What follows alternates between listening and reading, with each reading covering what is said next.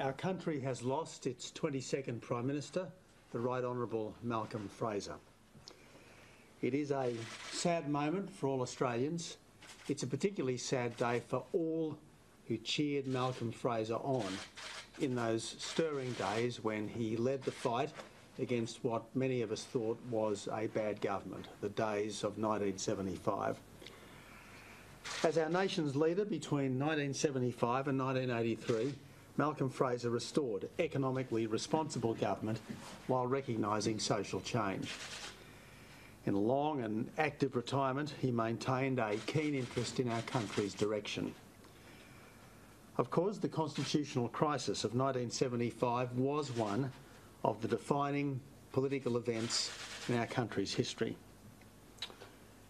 Malcolm Fraser held true to the belief that his actions were in the best interests of Australia. He was, as he put it, determined to turn on the lights and to restore Australia's economic fortunes. It was the greatest win in Australian political history, and it confirms that he had correctly read the public mood.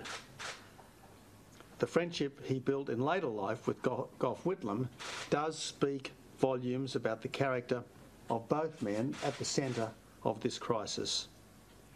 In their own different ways, they were both fierce Australian patriots.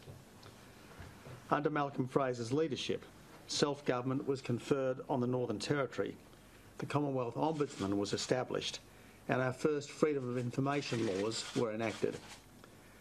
Following the Hilton Hotel bombing, he established the Australian Federal Police.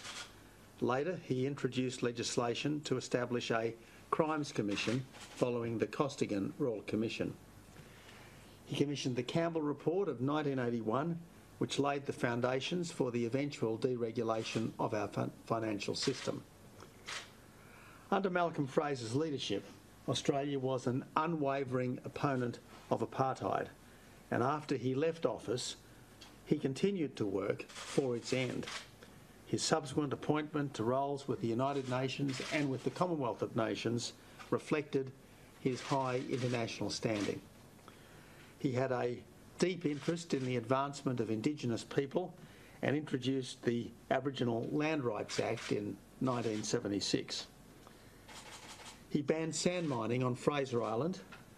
As well, the first Australian sites were placed on the World Heritage List under his government, and the Great Barrier Reef Marine Park was established.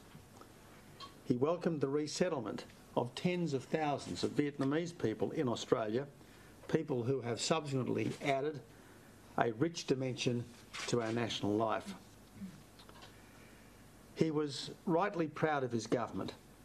As he said when he conceded defeat in 1983, Australia is handed over in as good a condition or better condition than any other Western country in the world.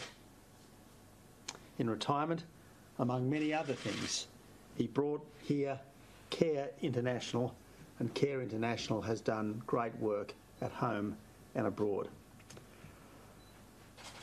I made it my business to renew my contact with him on becoming party leader back in 2009. Although his politics had changed over the years, he had led us triumphantly into government and deserved the continuing respect of all Australian Liberals. I had quite a number of long talks with him since then, most recently late last year. I didn't always agree with all of his positions. In fact, I often disagreed with his positions, but I always appreciated his insights and the wisdom born of long experience. Of course, throughout his life, Malcolm Fraser was supported by Tammy, his wife. All subsequent Australian Prime Ministers and Governors-General have benefited from her continued work with the Australiana Fund, which helps to maintain the character of our 4 official residences.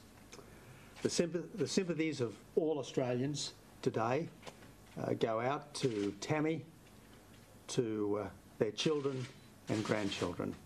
As I say, this is A sad moment for all of us, but it's a particularly sad moment for all of those whose cause Malcolm Fraser has championed.